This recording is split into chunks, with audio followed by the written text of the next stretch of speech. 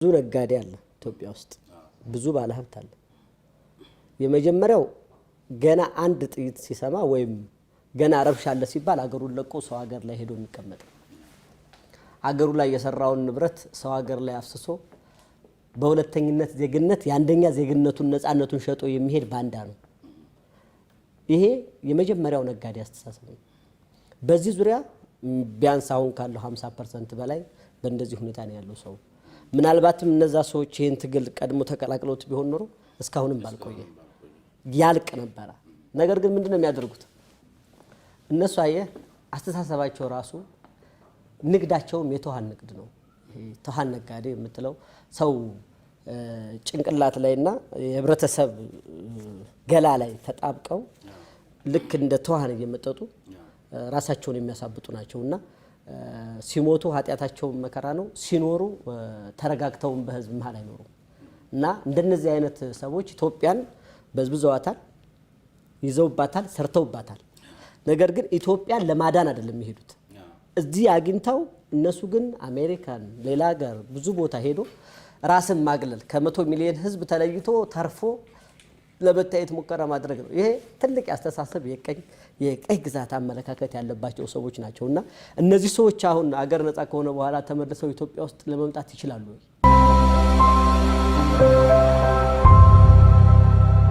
ሜሪትስ ፕሮፐርቲ እንኳን ለፈረንጆቹ አዲስ ዓመት በሰላም አደረሳችሁ እያለ ከ35% ታላቅ የዋጋ ቅናሽ ጋር ተመልሷል። ሜሪትስ ፕሮፐርቲ ባለ አንድ መኝታ ሽያጭ ማጠናቀቃችንን ከወዲሁ እየገለጽን ባለ ሁለትና ባለ 3 መኝታ አፓርትመንቶችን በጥሬ ገንዘብ ለሚከፍሉ በካሬ 68000 ብር የ35% ቅናሽ የተደረገባቸውን የመኖሪያ አፓርትመንቶች ይዞሎት ቀርበዋል። የሳይት ከቤተ መንግስት አቅራቢያ ላይ የሚገኝ ሲሆን አራዳ ፓርክና ፍሬንድሺፕ ፓርክን ከፊትና ከኋላ እየተመለከቱ ይኑሩ ይሎታል። ባለ 2 መኝታ በ6.4 ሚሊዮን ብር ጠቅላላ ክፍያ፣ ባለ 3 መኝታ በ8.8 ሚሊዮን ብር አጠቃላይ ክፍያ አቅርቦላችኋል። በዚህ ቅንጡ መንደር ውስጥ መዋኛ ገንዳ፣ ጂምናዚየም፣ ደረጃቸውን የጠበቁ ሰፋፊ ሊፍቶች፣ ምቹና በቂ የመኪና ማቆሚያ ቦታዎች፣ ዘመናዊ የደረቅ ቆሻሻ ማስወገጃ፣ አውቶማቲክ ጄኔሬተር የተገጠመለት የከርሰ ምድር ውሃና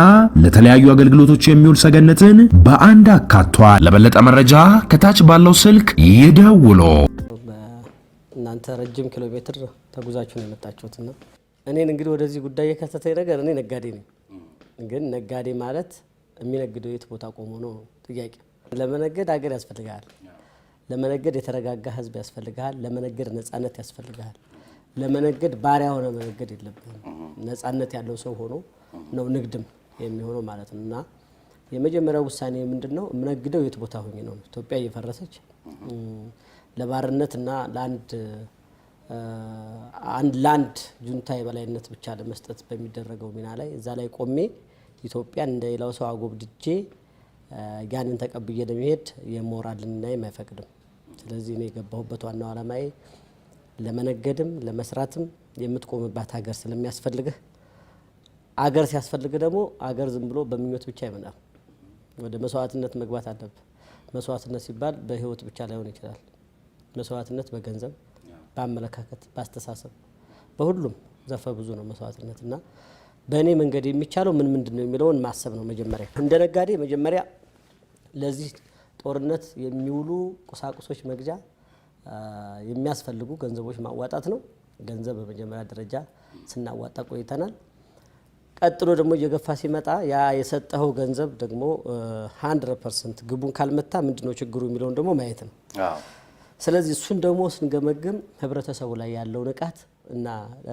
ጁንታው ሊያራምደው የሚፈልገውን የጠበበ የብሔርተኝነት ፖለቲካ ይዞ እንደመጣ ያለማወቅ ችግርና ህብረተሰቡ ተዝናንቶ የመቀመጥ ነገር ታያለ ስለዚህ ገንዘቡ ብቻውን ፋይዳ የለውም ማድረግ ያለበት ደግሞ ይሄን ተከተለ ተወርድና ህዝቡ ላይ ምንድነው ያለው ችግር ምንድነው ይሄ ሁሉ ነገር ሊሆን ይችላል ስለዚህ ትልቁ የተገፋው በትንሹ ወይ ሳይንሳዊ መሆን አለበት አለበለዚያ ደግሞ ወይ ታምራዊ መሆን አለበት አለበለዚያ ደግሞ ያንቀላፋ ሰው ላይ ነው ይሄድካለው ማለት ነው ስለዚህ የኔ የእምነት ትልቅን ትንሽ እንዴት ይገፋል የሚለው ነገር ስትወርድ የሚገፋው ሰው መሰረት ላይ የቆመ ሐሳብ ሳይዝ ነው ያለው ስለዚህ ይሄን መሰረት ማስያዝ ነው ሰው እንዳይገፋ እና የመጣውን ማስተሳሰብ እሱን ሊጨርስ ሊበላ እንደሆነ የሚያሳይ ማንቂያ ነገር ደግሞ መከተል አለብህ ማለት ነው።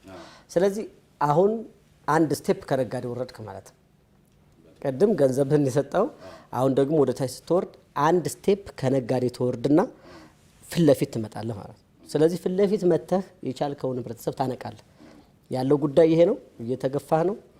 በስተሃል ስትቀነስ አታውቀውም። ስለዚህ እየተቀነስክ ነው። አሁን መቀነስን የምታውቀው አንተ ጋር ሲደርስ ከሆነ በጣም ስህተት ነው።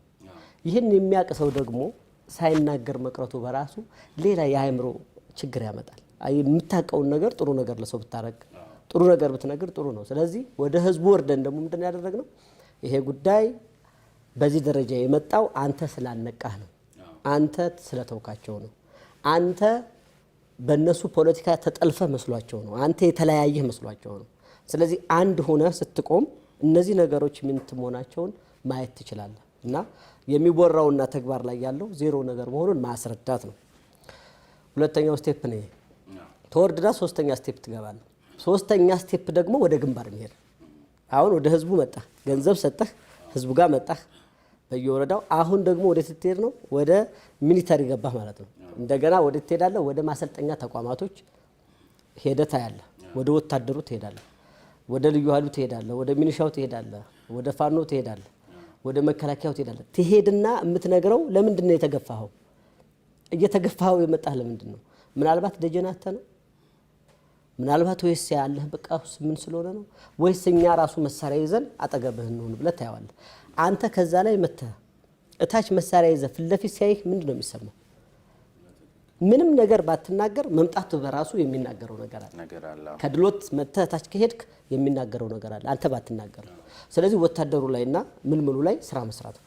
ያ ደግሞ ግንባር ላይ ፊት ለፊት መጣ ማለት ነው። ሶስተኛ ስቴፕ መጣ። አራተኛው ስቴፕ ከዚህ ሁሉ ከማሰልጠኛው ከምናምኑ ተወጣና የትገባለህ እዛው ፊት ለፊቱ ግንባር ላይ ትገባለህ ማለት ነው። ግንባር ላይ ስትገባ ደግሞ በወሬ ብቻ ሳትሆን በመስዋዕትነት እንደመጣ፣ በሊዩንታ ሳትሆን በመስዋዕትነት እንደመጣ፣ ተገፍተ ሳይሆን በስሜት እንደመጣ ታሳየዋለህ።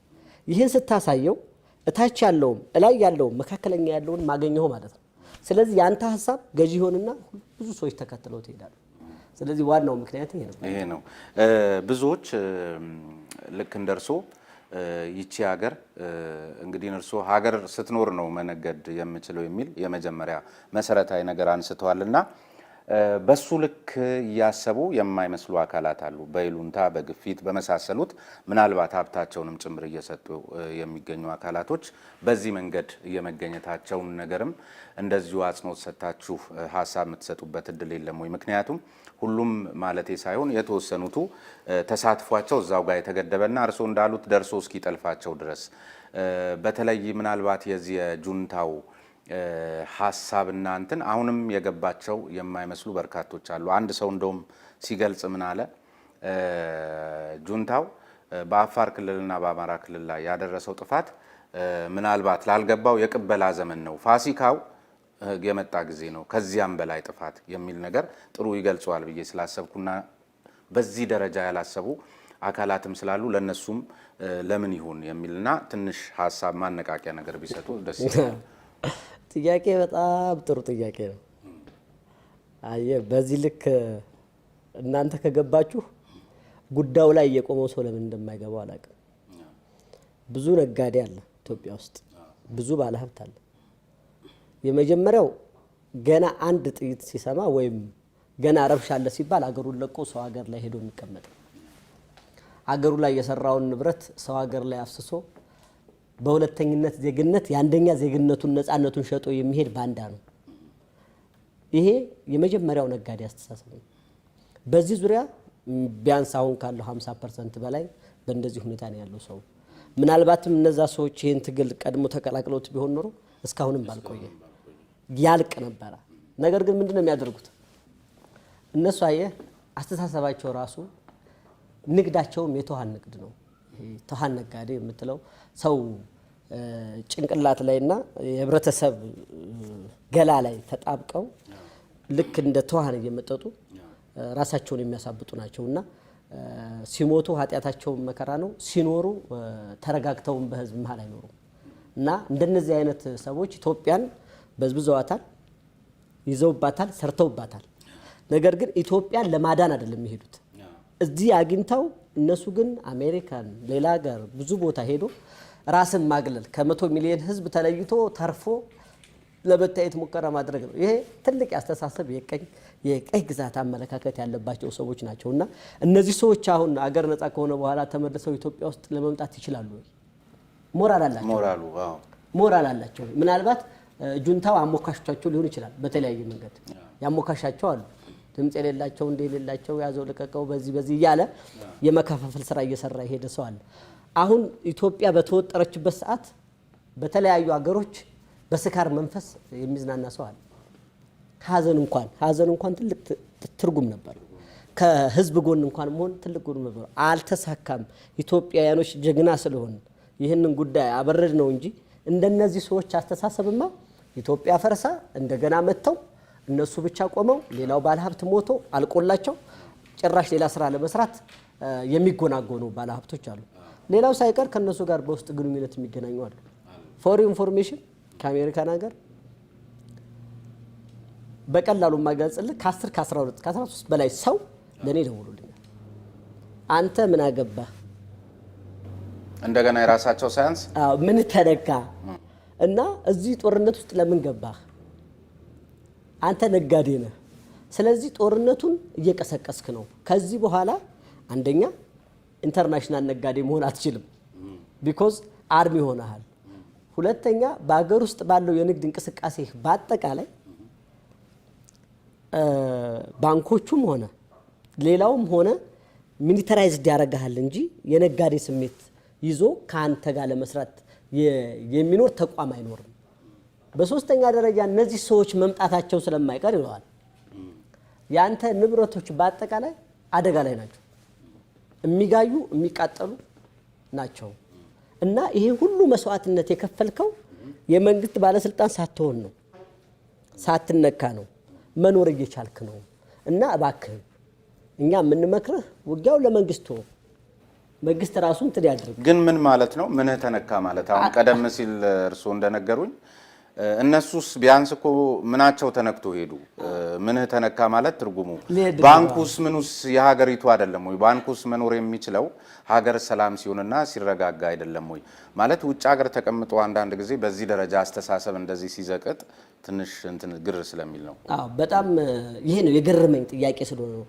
እንደዛ ይሉና ሽምግልና ይመጡብሃል ማለት ነው እነዚህ ሰዎች አሁን የፈለጉት ነገር ምንድነው አለ ሀገር ባሪያ ሆነ ነግድ ነፃነት ሳይኖርህ ትርፍራፊ ብላ እነሱ በቀይ ምንጣፍ ላይ ሲሄዱ አንተ ግን አሽዋ እንኳን አይኑርህ የወከልከውን ኢትዮጵያዊ ዝቅ አርገህ አይተህ ኢትዮጵያን ከገንዘብ በታች አርጋት አየው መጀመሪያ ገንዘብ ይኖር ገንዘብ የት ሆነ ነው የምትበላው የት ሆነ ነው የምትጠጣው ገንዘብ እኮ ትርፍ ነገር ነው ላንተ ለመኖር ያን ያህል የተካበተ ነገር ያስፈልጋል ለመኖር እኔ ከዚህ በኋላ እድሜ ቢኖር 30 አመት ቢኖር በትክክል ሊኖረው የምችለው እድሜ እያንዳንዱ ቀን አንዳንድ ሺህ ብር ባጠፋ እኔ የምኖርባት ገንዘብ ያት ስለዚህ ከዚህ በኋላ ያለው ትቼው የሚሄድ ነው ሁሉም ነገር ስለዚህ ይሄን እንኳን ያለ ማወቅ መብትን ያለ ማወቅ ነፃነትን ያለ ማወቅ እና እኔ መልሼላችኋለሁ በጣም እናንተ ከዚህ በፊትም ባንዳ ሆናችሁ ስታስበሉ የነበራችሁ ኢትዮጵያን የማታውቁ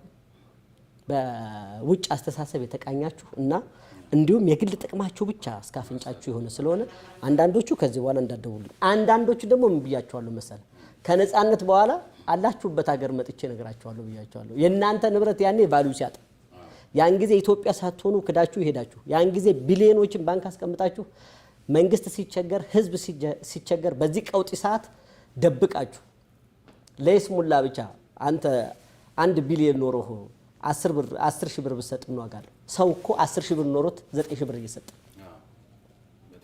ስለዚህ የኛ መስጠት እንደሞኝነት የሚቆጥሩ እንደ ጅንነት የሚቆጥሩ ሰዎች አሉ ስለዚህ እነዚህ ሰዎች ዋጋቸውን የሚያገኙበት አሁን ቅርብ ጊዜ አለ ዋጋ የሚያገኙበት በምን መሰለ በሞራል ነው ሰው ብታስረው ብትመታው ብትገርፈው ያ ምንም ማለት አይደለም ሞራላቸው ግን ኢትዮጵያ ሳይሆኑ ቀርተው ኢትዮጵያ ራሷን አድና ቆማ እንደገና መተንፈስና መስራት ሲችል ያን ጊዜ አብረን እንገናኛለን መንገዱ ላይ። ያን ጊዜ ምን ሞራል አለ ቀና የምታይበት እና ይህን ያህል አይነት የባንዳ ስሜት ያለው ሰው እንዳለም ለነገር ፈልግ። በነገራችን ላይ አሁንም ቢሆን ሀገር ውስጥ ሌላም አንድ አካል እንደዚሁ በተመሳሳይ ለመንግስት ቅርብ የሆነ አካልም እንግዲህ ከኛ በላይ ለመንግስት ቅርብ የሆነ ሰው ሲናገረው በተለይ ሊያስደነግጥና ሊያስደነብር ይችላልና በተለየ አይን ያያቸው አካላት አሉ። አጥር ላይ የተንጠለጠሉ በሚል ሲገልጻቸው ተመልክቻለሁ። አንድ እግራቸውን ወደ ውስጥ አንድ እግራቸውን ወደ ደጅ ያደረጉና በዚህም ደረጃ ላይ ለሚገኙ አካላት እርሱም በርካታ ገጠመኝ ሊኖሩት ስለሚችል በተመሳሳይ የሀገር ልክ ቢናገሩ ደስ ይለኛል። በጣም በጣም የሚያስቅህ አጋጣሚዎች አሉኝ። እኔ ገንዘብ የሚሰጠው ሁሉ ነጋዴ ትግሉን ለመቀላቀል ወይም ኢትዮጵያን ፈልጎ እንዳይመስል። አንደኛ ያለችውን ንብረት ማስጠበቂያና አላዋጣም እንዳይባል ነው። ግን ታቅበታለህ። ብዙ ከኔ ጋር የተንቀሳቀሱ ብዙ ሰዎች ነበሩ እና አይቻቸዋለሁ። ሳያቸው የመጀመሪያ ስራቸው ፎቶ አይወዱ። በቃ ምልክታቸው እነሱ ፎቶ የምትባል ነገር መነሳት አይፈልጉም እና ፎቶ ባለበት ሰዓት ድራሻቸው ነው የሚጠፋው። አታገኛቸውም በፎቶ። በሁለተኛው ደረጃ ገንዘብ በሚያዋጡበት ሰዓት ታውቃቸዋለህ ምን አይነት ገንዘብ እንደሚያዋጡ። አንደኛ ቃል ይገቡና አይከፍሉም። ቃል ይገባሉ፣ ያስመዘግባሉ፣ አይከፍሉም። ሁለተኛው ደረጃ ደግሞ ገንዘብ እንኳን በሚሰጡበት ሰዓት ከራሳቸው ኪስ አውጥተው አይሰጡም። በሆነ ፕሮጀክት አድርገው የሆነ ነገር አድርገው ይመጣሉ ብሎ ስለሚያስቡ እነሱ ሲመጡ ይሻረናል በሚል ታክቲካል ነው። እኔ እዚህ ላይቭ መናገር ስለማልፈልግ ነው። የቀኑ ዕለት እነግርሃለሁ እንዴት አድርጎ እንዴት የነጋዴ ሻጥር ከኪስ ብር ላለማውጣት እንዴት አድርገው ሲያዋጡ እንደነበር አይቻለሁ። እና ሁለተኛው ይኸውልህ አጠቃላይ ሁሉ ነገር የሚገዛው ኢኮኖሚው ነው። ኢኮኖሚው ጦርነቱንም ሰላሙንም ይገዛዋል። ስለዚህ ኢኮኖሚ ላይ የተቀመጡን ሰዎች መንግስት አብጠርጥሮ ማየት አልቻለም። አየ ማን ምንድነው የሚለው በራሱ ስራ በራሱ ስር በራሱ ሁኔታ ያሉ ሰዎች መንግስት በራሱ በጥሩ መነጽር አላያቸው። በእንደዚህ አይነት መንገድ ብዙ ነጋዴዎች ብዙ ሰዎች አሉ ስላዋጡ ትክክለኛ ነገር አሉ ብለን እንዳገምት ከኢትዮጵያ ተነስተው አሜሪካ ሄደው ከጁንታ ቤተሰብ ጋር ቁጭ ብለው አውርተው ከጁንታዎች ጋር ድል አድርገው ተመልሰው የሚመጡ ሰዎች አሉ። አይዟችሁ ትንሽ ቀን የቀረ የሚሉ ሰዎች አሉ። አንዳንዶቹ ደግሞ የጁንታን ንብረት በመጠበቅ የጁንታን ፋይናንስ በመጠበቅ ልክ በሶስተኛ ወገን የራሳቸው አድርገው ለማሳለፍና ይሄ ገንዘብ ሄዶ እንደገና ወደ ጦርነት እንዲሄድ የሚፈልጉ አሉ። እነዛና እዚህ መሃል ነው። እንደውም እነዛ ላይ ህግም መንግስትም አይጠነክርም። እንደውም የሚጠነክረው ወደ ኢትዮጵያዊነት ልታስብ ወደምትችለው ነገር ነው እንጂ የሚጠነክረው እንደነዚህ አይነት ባንዶችን ይዞ ቀጥቶ መጥቶ ለኢትዮጵያውያን ማሳየት አይፈልግም። ለምን? ብዙ ኮንታክትና ብዙ ገመድ አላቸው። ያ ገመድ ምን መሰለ ፋይናንስ ስለሆነ ፋይናንስ ልትበጣጥሰው አይችልም።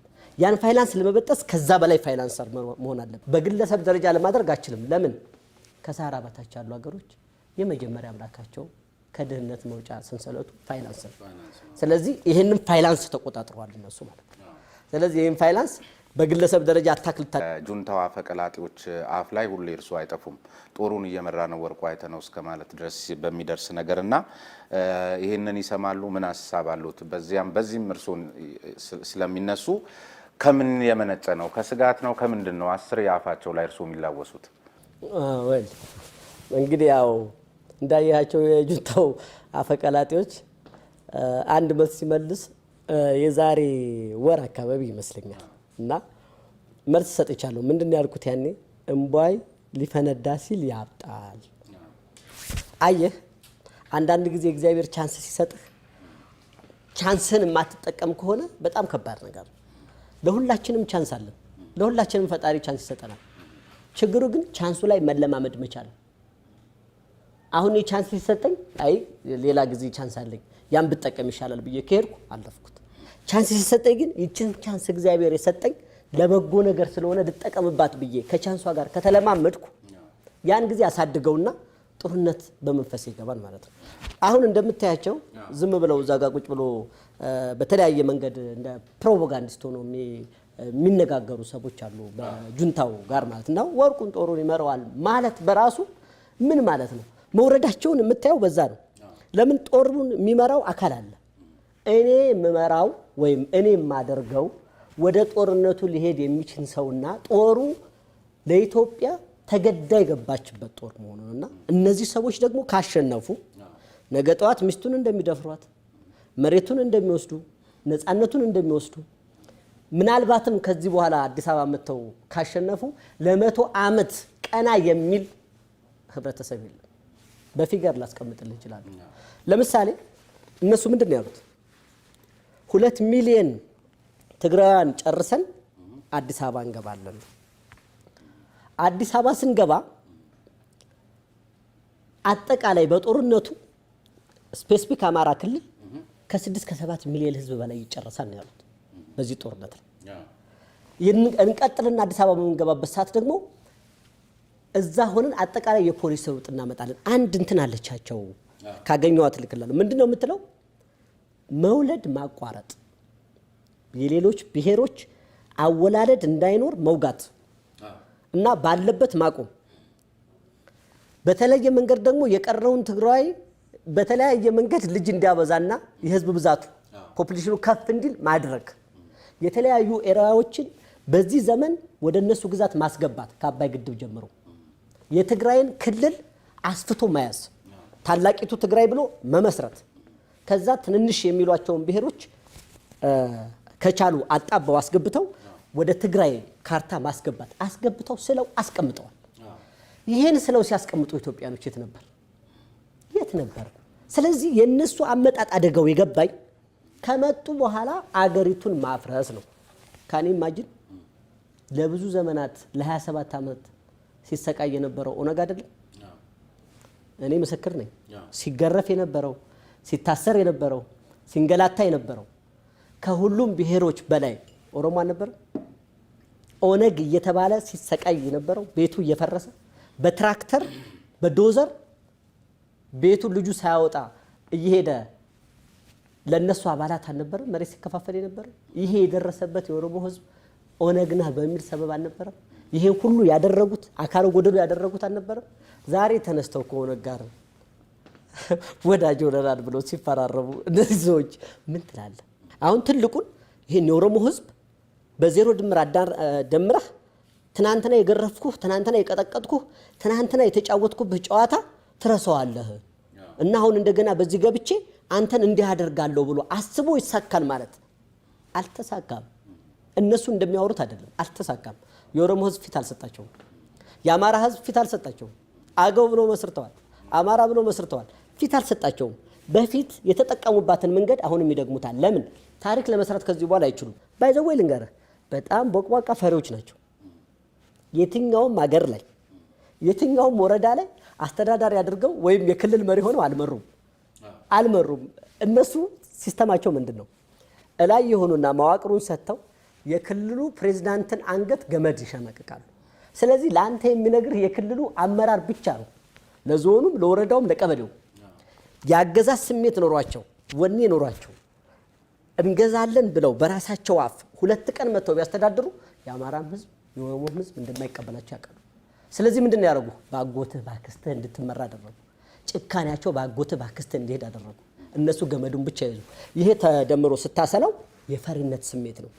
ሜሪትስ ፕሮፐርቲ እንኳን ለፈረንጆቹ አዲስ ዓመት በሰላም አደረሳችሁ እያለ ከ35% ታላቅ የዋጋ ቅናሽ ጋር ተመልሷል። ሜሪትስ ፕሮፐርቲ ባለ 1 መኝታ ሽያጭ ማጠናቀቃችንን ከወዲሁ እየገለጽን ባለ 2 እና ባለ 3 መኝታ አፓርትመንቶችን በጥሬ ገንዘብ ለሚከፍሉ በካሬ 68000 ብር የ35% ቅናሽ የተደረገባቸውን የመኖሪያ አፓርትመንቶች ይዞሎት ቀርበዋል። ይህ ሳይት በቤተ መንግስት አቅራቢያ ላይ የሚገኝ ሲሆን አራዳ ፓርክና ፍሬንድሺፕ ፓርክን ከፊትና ከኋላ እየተመለከቱ ይኑሩ ይሎታል። ባለ 2 መኝታ በ6.4 ሚሊዮን ብር ጠቅላላ ክፍያ፣ ባለ 3 መኝታ በ8.8 ሚሊዮን ብር አጠቃላይ ክፍያ አቅርቦላችኋል። በዚህ ቅንጡ መንደር ውስጥ መዋኛ ገንዳ፣ ጂምናዚየም፣ ደረጃቸውን የጠበቁ ሰፋፊ ሊፍቶች፣ ምቹና በቂ መኪና ማቆሚያ ቦታዎች፣ ዘመናዊ የደረቅ ቆሻሻ ማስወገጃ፣ አውቶማቲክ ጄኔሬተር የተገጠመለት የከርሰ ምድር ውሃና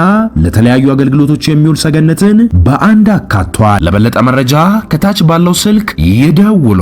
ኮንፊደንስ ማጣት ስሜት እንጂ ኮንፊደንስ ቢኖረው ወደ አጽብሃ መጥቶ ምን መሆን አለበት? የክልል አመራር ሆኖ መምራት አለበት አይደል? እስኪ ሞከራት፣ አልሞከራትም። ስለዚህ አሁንም እንደገና ሌላ ዘዴ እያመጡ ነው። ምንድነው የሚያመጡት? አገው ሸንጎ ቅማንት ምናምን ይሉና በአማራ ይመጡባል። እነዛ ሰዎች ናቸው ወደፊት የሚመጡት። ግን ችግሩ በጣም ሞኞች ናቸው። በተበላ ቁም ነው የተጫወቱት ያለው። አይ የተበላ ነገር ነው። ትንሽ ለየት ያደረገው አሁን ምንድነው ሚዲያውና ጫጫታው ምዕራባውያኖችና አሜሪካ እነሱ ጋር ገብተው የነሱን አጀንዳ ለማስፈጸም እነ ቢቢሲን መጠቀማቸው ትንሽ ከፍ ያደረገው ሌቭሉን። ከዛ ውጭ ግን አመጣጣቸው በአጠቃላይ ከበፊቱ እንደውም ቀሽም ሆኗል። በውጊያም የሚመጡባት አንድ መንገድ ናት። ለምን? ያለው ጻድቃን ነው፣ ያለው ምግባይ ነው፣ ያለው ምናምን ነው። ያን ጊዜ የነበረ ነው። ሌላ ነገር ሌላ ታምር ሊፈጠር አልቻለም። ሰው እንደዚህ እንኳን መምጣት አይችልም። በዛችሁ መንገድ ነው የመጡት፣ በዛችሁ አኳኋን ነው የመጡት። እንግዲህ አስብ፣ በ17 ዓመት ውጊያ ሰው አዲስ አበባ ከገባ በኋላ በ2 ቀንና በ3 ቀን መቀሌ እንደገና ሲገባ ምን ይሰማሃል? ታስታውሳለህ? እነዚህ ሰዎች መቀሌ የገቡት በደብዳቤ ነው። ጠቅላይ ሚኒስትሩ እከሌ ከሌ ከስልጣን ተነስተሃል፣ እከሌ ከሌ ከስልጣን ተነስተሃል። ኢሚዲየትሊ መቀሌ ነው የገቡት። ካን ኢማጂን ከገቡ በኋላ ነው እንግዲህ ትንፋሽ ለማድረግ እንግዲህ ያኔ ምን አድርገዋል? እስካሁን ቢወጣ ያላለቀ መሳሪያ ትግራይ ክልል ነው ያለው። ስለዚህ ምንድነው የተደረገው? መቀሌ እንዲሄዱ ያደረጉት ነገር ምንድነው? ውስጣቸው ያበጠ ኮንፊደንስ አለ። እዚህ ላይ በደንብ መናገር የምፈልገው እኛ አይናችን አሁንም አልተከፈተም። እነሱ አየህ መከላከያን እንድች አድርገው ይዘዋል። አንደኛ እንደተኛ ጨፈጨፉት። በሁለተኛ ደረጃ እስከልተኑን ራሱ አቁመው ከታች ግን እንደ እንትን እየተመዘዙ ለምን ሞርታሩ፣ ዲሽቃው፣ ታንኩ፣ ቢኤሙ፣ ሚሳኤሉ፣ ጀቱ፣ መገናኛው አሁን እኮ እየገጠምክ ያለው ከአንድ ክፍለ ሀገር ጋር ነው ብለህ እንደ ድሮ ከጠበቅ ስተት ነው። እየገጠምክ ያለው በኢትዮጵያ ባጀት የተደራጀ ትልቅ ኢትዮጵያ የምታህል አገር የያዘች የጦር መሳሪያ ነው።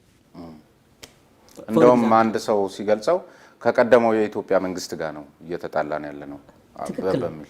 ለምንድን ነው የሚባለው መሰለህ? ሚሳኤሉ እነሱ ጋር ነው። ጎንደር አልተመታም በሚሳኤል፣ ባህር ዳር አልተመታም። እስኪ በየትኛው የዓለም ታሪክ ነው አንድ ክፍለ ሀገር በሚሳኤል ፌዴራል መንግስት ነው የሚመታ? አምጣልኝ አንድ ሀገር። የለም። በዓለም ውስጥ የመጀመሪያ የሆኑት እነሱ ናቸው። ስለዚህ በሚሳኤል ማንም መቱ፣ ጎንደርም መቱ፣ ማንም መቱ፣ ባህር ዳርም መቱ። ቀጥለው ሊመቱ ሲሉ ግን ያልታሰበ ነገር ተፈጠረ። እኔ አንዳንድ ጊዜ አፕሪሼት የማደርገው ከዚህ ዘለል ያለ ሀሳብ አስበህ እነሱን ለማስቆም መንግስት የተጠቀመውን ስትራቴጂ ነምበር 1 እለዋለሁ። ያ ስትራቴጂ ፕሩፍ ባያደርገው ኖሮ ሌላ ችግር ይመጣ ነበር። ስለዚህ ምን ሆነ? ድሮን የምትባል መሳሪያ እኔም አንተም አሁን መሰለኝ የምናውቃት እሷ መሳሪያ መታ እንግዲህ ጣቢያቸውን ስትመታቸው ነው ኢሚዲየትሊ እንደገና መቀሌ ሄዱ። ከዚህ በወረቀት ተባረው መቀሌ ገቡ። በድሮን ተባረው ደግሞ የት ገቡ? በረሃ ነበሩ። ተንቤን በረሃ ገቡ ማለት ነው። ከተንቤን በረሃ ተለቅመው እየወጡ እያሉ እንግዲህ ኤሚንቶች ተረፉ። ለምን ተነሱ? ያን ያህል ታንክ ይዘው ያላሸነፉ፣ ያን ያህል ሚሳኤል ይዘው ያላሸነፉ። ይሄ ሩዋያ አሁን እቆቅልሹ መንግስት በእንደዚህ አይነት ስትራቴጂ በሁለት ስትራቴጂ በሚችለውና በቻለው አቅም አድርጓል። ከዚህ ውጭ ግን የህዝብ ጉዳይ ነው።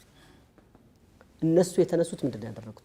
የተረፉት በአጠቃላይ አንድ አካል አንድ አምሳል ነው የሆኑት ከህዝባቸው ጋር። ስለዚህ እዛ ላይ ያለውን ነገር እንደገና ውስጥ ያለውን ነገር እንደገና እንድትጠፋ የማይፈልገው አሜሪካን ተጽዕኖ ይደረጋል፣ መከልከል ይደረጋል። በቃ ጂን ወደ ኋላ ኢትዮጵያ እጇ ወደ ኋላ ታስራ እነሱ በቀጥታ እየመጡ ነበር። እዚህ የደረሱበት ዋናው መንገድ ኢትዮጵያ ወደ ኋላ አስራ እንደዚህ ታስራ እነሱ ዝም ብለው እየመጡ ያለ ጸጥ ያላቸው ህዝብ ነበር። ኢትዮጵያ መታሰሯንም አላወቀም። አሁን እንግዲህ በመንቃታችን ነው። ልክ ስንለቃ የኢትዮጵያን ወደ ኋላ አሜሪካ ያሰራት እኛ ፈታናት። ስንፈታት እጇ እንደዚህ ሆነ። አሁን ምንድነው የሚፈለገው ከዚህ በኋላ? በየደጁ በየቦታው ያገኘውን እርምጃ መውሰድና ነፃነቱን ማስከበር ነው። እየሆነ ያለው ይሄ ነው። የመንቃትና ያለ መንቃት ሂደት ነው የተፈጠረው። ስለዚህ እነዚህ ሰዎች አሁንም ከወጡ በኋላ በጅምላ መናገር አችልም። አሁን ለምሳሌ ይህንን የሚቃወሙ ትግሬዎችም ገጥመውኛል። ትክክል እንዳልሆነ ለህወሓት አመራሮች ተብሎ የትግራይ ህዝብ እያለቀ እንደሆነ የሚናገሩ ትግራዮች አሉ። በጣም በሚገርም ሁኔታ ማለት ነው። በግልባጩ ማለት ነው። ታፍነው ታሽገው የተያዙ እንዳሉ ምናልባትም ከ6 ሚሊዮን ትግሬ እነሱ ያሉት 2 ሚሊዮን ካልሆነ መስተቀር 4 ሚሊዮን የሚሆነው ትግሬ ግን ሰላማዊና ኢትዮጵያዊነት መንፈስ ይዞ የሚኖር እንዳለ የታሰረ የተዘጋበት የተረሸነ የተገደለ ምናልባትም አሁን ነፃ ሲወጡ ሊናገሩት የሚችሉ ይሆናል ያሉ ትግሬዎች አሉ። ኢትዮጵያኖች እኛ ትግራይ ክልልን ከኢትዮጵያ ውጭ ማድረግ አንችልም። እንገንጥላትን ቢሉም አይችሉም። ለምን ሊገነጥሏታል? ኢትዮጵያ ናት። የመገንጠል ታሪክም የላትም። ሊገነጥሏትም አይችሉም። ስለዚህ ህብረተሰቡ አሁን ሰላም ነው ያጣው።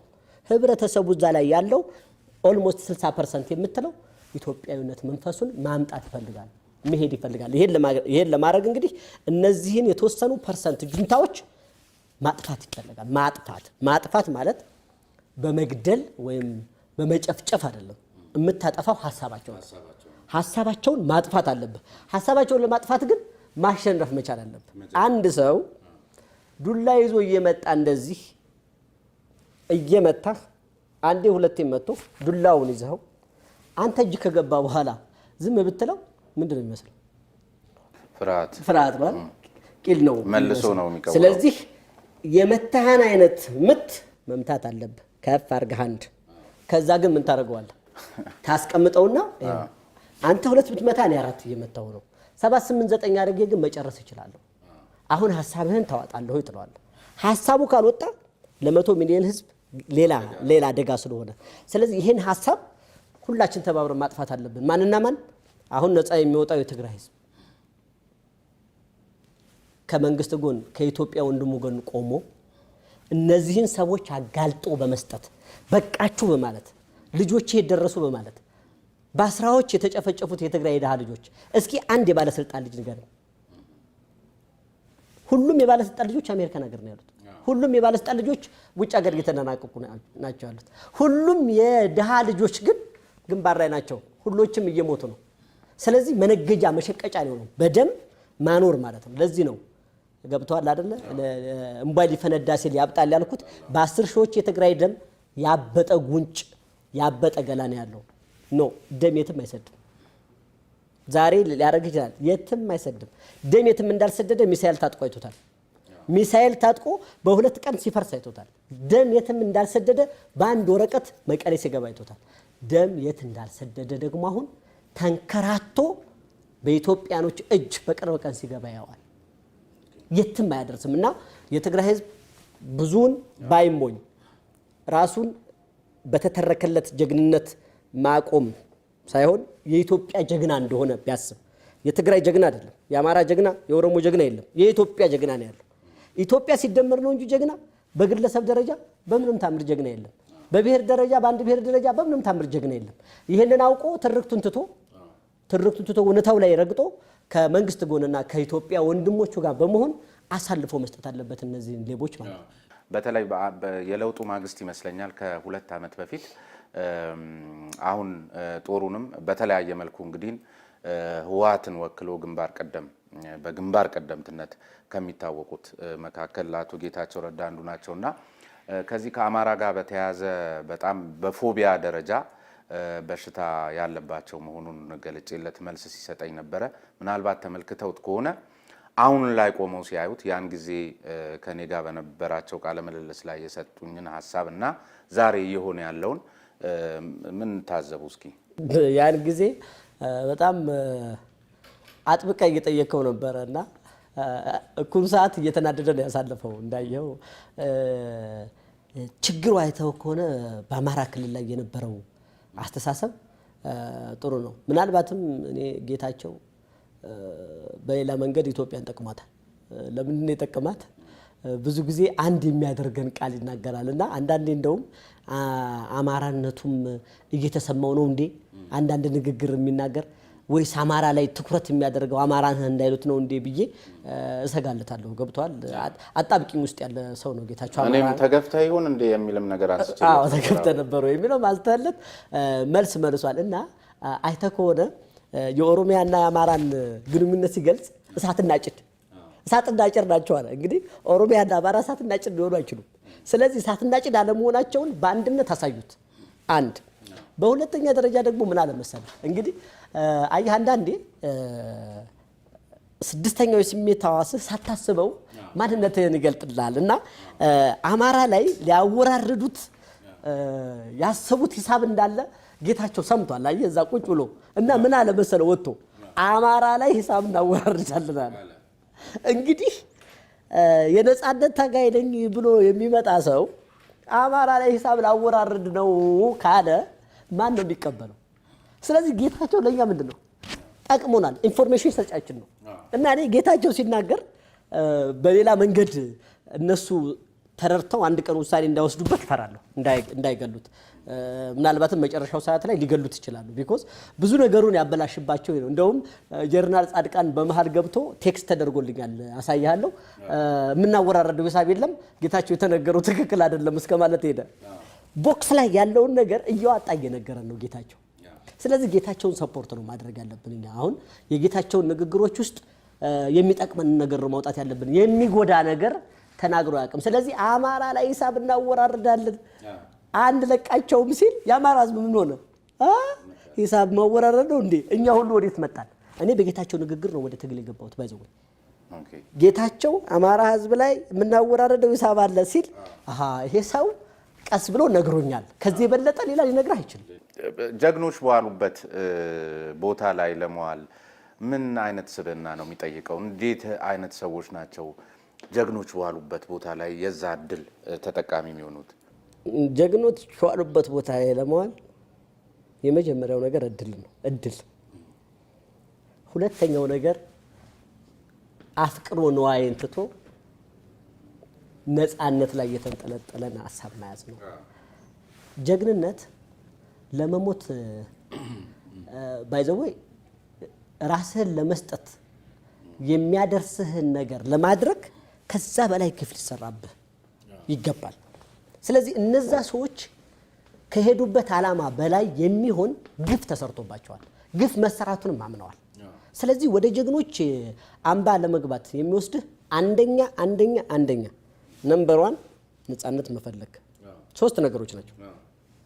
አንደኛው ነፃነት መፈለግ፣ ሁለተኛው ነፃነት መፈለግ፣ ሶስተኛው ነፃነት መፈለግ። ነፃ ኢትዮጵያ፣ ነፃ ሃይምሮ እና ለማንም ሳትጎብድድ በነፃነት የመኖር ስሜትህን ለማምጣት ስትፈልግ ከገንዘብ ውጭ ትሆናለህ። ልጅ የምትለው ነገር ተዋለህ፣ ሚስት የሚለው ነገር ተዋለህ። አገርና አንተ ትመጣላችሁ። አንተና አገር የምትከፍሉት መስዋዕትነት ለልጅ ለሚስት ለገንዘብ ዋስትና ይሆናል። ስለዚህ ይህን አስበህ ስትሄድ ነው አጎብድደህ የአጎብዳጅነት ስሜት አለመኖር ወደ ጀግኖች አምባ ይወስዳል። አፍቅረ ነዋይ አለመኖር ወደ ጀግኖች አምባ ይወስዳል። ነፃነትን ማሰብ ወደ ጀግኖች አምባ ይወስዳል ማለት ነው። ጀግኖች አምባ ለመውሰድ ኢትዮጵያዊ ሆኖ መገኘት ነው። አዎ። በሌላው በዚህ በኢጣሊያ ወረራ ጊዜ ፋሽስት ኢጣሊያ በጣም እዚህ ሀገር ላይ ለመጠቀም የሞከረውና ጀግኖች አርበኞች አባቶቻችን ያከሸፉት ነገር ቢኖር የውስጥ ሽኩቻን እንደ ጦር መሳሪያ የመጠቀም ሙከራውን ያከሸፉበትና በመሃል ልዩነቶቻቸውን ትተው ባውደ ውጊያ መስዋዕትነት ከፍለው ያቆዩት ሀገር ነች። ከዚያ በኋላ ነው ልዩነታቸውንም ቢሆን ሊነጋገሩበት የቻሉትና ከዚያ አኳያ አሁንም ወያኔም በዚህ መንገድ ፕሮፓጋንዳዎቹን ስንመለከት የውስጥ ችግሮቻችንን የማጉላት የመከፋፈል እንደገና የማሻኮት አይነት ነገርም ለመጠቀም ይሞክራልና አንዳንዶች በየዋህነት በእንደዚህ አይነት ጉዳይ ተታለው ነገ ልንወያይበት የሚገቡ ጉዳዮችም ላይ ዛሬ ሲጠመዱና ስራ ሲያስፈቱ ይስተዋላልና እዚህም ላይ ያሉትን ሀሳብ ቢሰጡ። ህወሓት እኮ የተጠቀመበት ዋናው ታክቲክ ይሄ ነው። ምንድነው መሰለ ያደረገው? በመጀመሪያ ደረጃ መቀሌ ተባሮ ሲሄድ እንደነገርኩ ዋናው ጽንሱ አዲስ አበባ አይደል? አዲስ አበባ ያለው ሴል ከተለያዩ የጥፋት ኃይሎች ጋር ሆነና በተለያየ ቦታ ያለውን አማራ ማሳረድ፣ ማስገደል፣ ማስበጥበጥ ይሄ ሁሉ እኮ የህወሓት እጅ ነው። ይሄ ሁሉ ፋይናንስ እኮ ህወሓት ነው። ስለዚህ ሌላ ክልል ላይ የሚኖሩ አማሮች እንዲገደሉ፣ እንዲታረዱ አሰልጥኖ እያስገባ ራሱም እየገባ ከክልሉ ውጭ ገብቶ ይሄን ሁሉ ችግር ሲፈጠር አደረገ። አማራ ክልል ዙሪያውን አማራ የሚባል ህዝብ በአጠቃላይ ሌላ ክልል እንዳይኖር ይሄ ስሜት ኮንፈርት እንዳይኖረው አደረገ። ይሄ ያደረገ ማለት በኋላ በሚመጣበት ሰዓት ከሁሉም ክልል ተገፍቻ አይደለም ወይ በእነሱ ጊዜ እኮ ምንም አልሆንኩም ብሎ ወደ እነሱ እንዲቀላቀል ይሄን ታክቲክ ተጠቀመ። ይሄን ሁሉ በፋይናንስ አገዘ። መንግስት በተቻለው መጠን እንግዲህ እንዳየኸው አንዳንድ ጊዜ ተወቃሽም ሆኖ እኔም ሳልቀር ይሄ ሁሉ ስደት ይሄ ሁሉ የአማራ መገደልና የአማራ መሞት አማራ ምን ሰርቶ ነው ምን አድርጎ ነው ስትል እዛ ጋር ያሉ ብሔሮች ራሱ አማራን ለመግደል የሚያስነሳቸው ነጥብ የላቸው። ስለዚህ ፋይናንሳቸው እዛ ሄዶ ሆን ተብሎ ይሄ ነው የተሰራው። ለምን ፊት ለፊት የሚያገኙት አማራን አይደል? አማራን አቁስለው መጠበቅ መቻል አለባቸው።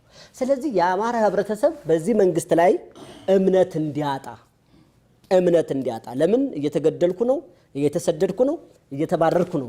በትክክልም የሞተ የተሰደደ የታረዳል። ይሄንን እነሱ እንዳደረጉት የገባው ሰው የለም።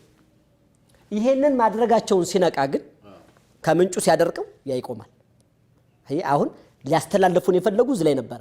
ስለዚህ ሰው መንግስት ላይ ተቋሙ እንዲያነሳ አማራን ለማስገደል ሆን ተብሎ የተደራጀ ነው እንዲባል ይሄን ሁሉ እንዲያደርግ ካደረጉ በኋላ ጦርነቱን ጀመሩ። ስለዚህ ምን ሊያደርግ ነው የአማራ መንግስት? ያኔ በሉኑ አብረን እንታገልና የሚገለለን እንግደል ብሎ ልክ ከሄደ በኋላ ደግሞ ያችኑ ቁልፍ አምጥተው ሊከረችሙበት ማለት ነው። ይችን ነበር የተጠቀሙት። ነገር ግን አስተዋይ ነው ህዝብ አስተዋይ ስለሆነ የትኛውም ክልል ላይ እጃቸውን አስረዝመው ገብተው ፋይናንሳቸውን አስረዝመው ገብተው ብዙ አማራዎች ተጎድተዋል። አሁን ያልተረዳንኛ የነሱ ሴራ የነሱ ብልጠት እንደገና ለሌላ ቁልፍ መከርቸም ምክንያት ሊሆን ሲል ነው። ገንዘብ ብቻ አይደለም፣ ፋይናንስ ብቻ አይደለም፣ ሰውም ነው። ተዋጊ ሰውም ነው። ተማርከው ታይተዋል፣ ተይዘዋል። ሁለተኛ ጉዳት ፈጥረው ሲሄዱ ማስረጃዎች አሉ፣ በጣም ብዙ ማስረጃዎች። ስለዚህ ሴራውን ሲሰሩበት የነበረው ያ ነው። ኢትዮጵያውያንም ለማላላት የሞከሩበት ሲስተም ነው። እሱ ብቻ ላይ እንዳይመስልን አፋርና ሶማሌ ላይም ይገባሉ። አፋርና ሶማሌ ላይም ሌላ ችግር ይፈጥራሉ። ፋይናንሱ የሚነሳ ለምንድን ነው? ይሄ ሁሉ ሰው ሲንቀሳቀስ በነፃ ይንቀሳቀስ። የኢትዮጵያ ህዝብ የኢትዮጵያ ፋይናንስ ተዘርፏል። ስለዚህ አንድ ጦር ስታጓጉስ ከፍተኛ ፋይናንስ ይጠይቃል። ለነሱ ቀላል የሆነላቸው ለምንድን ነው? ፋይናንስ አላቸው። እንደ በተለያየ መንገድ ቁጭ ብሎ ይሄንን ቻሌንጅ የሚያደርግ የሚቀመጥ ፋይናንስ አላቸው። ሁለት ይታገዛሉ። በእነማን? በነግብጽ። በእነማን? በምዕራባውያን። ግብጽ የመጀመሪያ እርዳታዋ እኮ ካርታዋን ገንጥላ ትግራይ እዛ ስትገባ አባይ ግድብን አቁሞ ካመከኑ በኋላ ከነሱ ጋር አብሮ ለመስራት ነው። ያን ያህል ፋይናንስ ስታደርጋቸው ነበር ይታወቃል። የጦር መሳሪያ ግዳፍ ሳይቀር ይታወቃል። ለምንድን ነው ሱዳን ይከፈትልን ብሎ የሚጨሩት? በሱዳን መንገድ ለምን ይመስላል? ለመብላት ለመጠጣትማ እየሄደላቸው አይደል እንዴ? ኔቨር። ከዚህ የበለጠ ነገር አምጥቶ እኛን ለመጉዳት ነው። ስለዚህ ባንዳ ናቸው፣ የተገዙ ናቸው። ጁንታ ማለት የተገዛ ነው፣ የተገዛ ባንዳ ነው። በአስተሳሰብ የተገዛ ነው። ከዚህ በፊትም በባድዋ ጦርነት ጊዜ በዚሁ መስመር በዚሁ መንገድ ብዙ ካዲያኖች ተገኝተዋል። አንድ ፊልም እልክልሃለሁ ታየዋለህ። እየተጠሩ ስልጣን ሲሰጣቸው ገብረ ጻድቅ ማንቴስ ምናምን እያለ ጣሊያን ስልጣን ሲሰጣቸው ነበር። እዛ ጋር ላደረጉት ውለታ ማለት ነው። እነዛን ባንዳዎች ግን ራሱ የትግሬ ህዝብ ጨፍጭፏቸዋል። በጣም በሚገርም ሁኔታ እንደነዚህ አይነት ባንዳዎች ተፈጥሮ ነበር በዛ ጊዜ። ግን ማን መሰለ የጨፈጨፋቸው? ራሱ የትግሬ ህዝብ ጨፍጭፏቸዋል። አሁንም የሚሆነው እነዚህ የምታየው ጁንታ በአጠቃላይ የሚጨፈጭፋቸው ፋይናሊ ሲያልቅ አሁን ራሱ የትግራይ ህዝብ ነው የሚጨፈጭፋቸው። መከላከያ ምንም አያስፈልግም። ንጹህ የትግራይ ህዝብ ይፈታል፣ ከመንግስት ጎን ይሆናል። አሁን እኛ መጥበብ የለብንም። በዚህ በምንሄድበት ሰዓት በደረሰው ነገር ፐርሰንቱን መያዝ አለብን፣ ኢትዮጵያዊነቱን መያዝ አለብን። የሚበልጠው ኢትዮጵያዊ ስለሆነ ማለት ነው። እነዚህ ነፍሰ ግዳዮች ራሱ እንዲጨፈጭፋቸው ማድረግ መቻል አለብን። የተደረገው ጣሊያንም ላይ ፊልሙን ልክላለሁ እንድታሳየው እየተጠራ ገብረ ጻድቅ አብርሃ ግራዝማች ምናምን እየተባለ ነው ስልጣን የሰጣቸው ጣሊያን። እና እንግዲህ ከዚህ ነው አጅጎድጉዶ ሄዶ አድዋ ላይ ድል አድርጎ ሄደው። አድዋ ጦርነት ላይ ኦሮሞ ሞቷል። አድዋው ጦርነት ላይ ጉራጌው፣ ወላይታው፣ አፋሩ፣ ሶማሌው አድዋ ጦርነት ላይ ሞቷል። ትግሬው ሞቷል። ሁሉም ሞቷል። በዚህ መንገድ ግን ባንዳ የነበሩ ሁሉም ሀገር አሉ። በጣም የሚበዛው ግን ትግራይ ላይ ነበር። ሲሸለሙም የነበሩ እነሱ ነበሩ። ኢትዮጵያ እንድትፈርስ በተለያየ መልኩ እየታገሉ ቢሆኑም ግን አንድ ነገር ማወቅም የተሳናቸው ይመስለኛል። ምናልባት ድህነታችን ያመጣብን ጣጣም ይመስለኛል እንዲህ የሚያስፈነጫቸው እንጂ እነሱ ሀገር ሳይሆኑ መንግስት ያላት ሀገር የነበረች መሆኑንም ዘንግተው በዚህ ደረጃ ሊፈታተኑ የቻሉት እየተፈታተኑንም የሚገኙት ከድህነት ጋር ተያይዞ የመጣብን ጣጣ ስለሚሆን ጎን ለጎን የዚህ የጸረ ድህነት ዘመቻውና አርበኝነቱም በጣም ወሳኝ ስለሆነ እዚህም ላይ ትንሽ ነገር ቢሉኝ ደስ ይለኛል። ልክ ነህ። የሚገርምህ ኢትዮጵያ በጣሊያን ወረራ በኋላ ኃይለ ሥላሴ 5 ዓመት እንግሊዝ ሀገር ሲኖሩ ጣሊያኖች ሲሄዱ አለ ንጉስ ባርነትን ያልተቀበለ ህዝብ ነው ኢትዮጵያ። ደስ አይልም? አለ ንጉስ ሄዶ እንግዲህ መንግስቱ ሄደ ሲባል ሁሉም ነው አይደለቆ ግን ኃይለ ሥላሴ ሄደው አለ ንጉስ ራሱ ህብረተሰቡ ባርነትን አልቀበልም። ከዛ በኋላ ኃይለ ሥላሴ መጡ አይደል? ሲመጡ ደግሞ ንግስናቸውን አልቀማቸውም። ለምንድን ነው? ኃይለ ሥላሴ ትልቅ ነገር ሰርተዋል። በዚህ ባህል ምን አደረጉ? ዲፕሎማሲ ለእንግሊዝ መንግስትም ለተለያዩ መንግስቶችም ምንድነው ያሉት? ሀገሬ በቀይ ግዛት ውስጥ ልትወድቅ ነው እና እያየለ ሲመጣ እኔም ሀገሬ ለቅቄ ለእናንተ ሜሪትስ ፕሮፐርቲ እንኳን ለፈረንጆቹ አዲስ ዓመት በሰላም አደረሳችሁ እያለ ከ35% ታላቅ የዋጋ ቅናሽ ጋር ተመልሷል። ሜሪትስ ፕሮፐርቲ ባለ 1 መኝታ ሽያጭ ማጠናቀቃችንን ከወዲሁ እየገለጽን ባለ 2 እና ባለ 3 መኝታ አፓርትመንቶችን በጥሬ ገንዘብ ለሚከፍሉ በካሬ 68000 ብር የ35% ቅናሽ የተደረገባቸውን የመኖሪያ አፓርትመንቶች ይዞሎት ቀርበዋል። ሳይት ከቤተ መንግስት አቅራቢያ ላይ የሚገኝ ሲሆን አራዳ ፓርክና ፍሬንድሺፕ ፓርክን ከፊትና ከኋላ እየተመለከቱ ይኑሩ ይሎታል። ባለ 2 መኝታ በ6.4 ሚሊዮን ብር ጠቅላላ ክፍያ፣ ባለ 3 መኝታ በ8.8 ሚሊዮን ብር አጠቃላይ ክፍያ አቅርቦላችኋል። በዚህ ቅንጡ መንደር ውስጥ መዋኛ ገንዳ፣ ጂምናዚየም፣ ደረጃቸውን የጠበቁ ሰፋፊ ሊፍቶች፣ ምቹና በቂ መኪና ማቆሚያ ቦታዎች፣ ዘመናዊ የደረቅ ቆሻሻ ማስወገጃ፣ አውቶማቲክ ጄኔሬተር የተገጠመለት የከርሰ ምድር ውሃና ለተለያዩ አገልግሎቶች የሚውል ሰገነትን በአንድ አካቷል። ለበለጠ መረጃ ከታች ባለው ስልክ ይደውሉ። ተመጥቻለሁኝና እኔ ሀገር የሆንኩት ቅድም ያመጣው ጥያቄ ሀገር የሆንኩት ዛሬ አይደለም። ሀገር የሆንኩት እናንተን ስረዳ ነው፣ እነ እንግሊዝን እህል ስረዳ ነው። ይሄን እንግዲህ የምትረሱት ነገር አይደለም እና አሁን እንደ አዲስ ሀገር ብዬ አልመጣም። ህዝቤ ያለቀ ስለሆነ ይሄን ጉዳይ ይታይልኝ ብለው ዲፕሎማሲ ጥረት ሲያደርጉ ነበር። ስለዚህ ያ ጦርነት በህዝቡ ቢተኝነትና በዲፕሎማሲነት ሲወሰን ዲፕሎማሲው የወሰነው ምንድነው? ኢትዮጵያ የሰው ዘር መገኛ የመጀመሪያ መንግስት ሀገር ስለሆነች እንደሌላው ሀገር በኮሎኒዝም ልናቆያት አይገባም የሚል የሞራል ተጽዕኖ ገብቶባቸው ነው እንግዲህ ኃይለ ሥላሴ በክብር መጥተው እንደገና ንግስናቸውን የቀጠሉ ማለት ነው። ከዚህ በላይ ማስረጃ የለም። ስለዚህ አሁን እና አሜሪካ ወይም ምዕራባውያኖች ለምን ጠሉን የሚለውን ነገር እናምጣ። አሁን እኔ ብዙ እንግዲህ ነጋዴ ነኝ፣ ፖለቲከኛ አይደለሁም።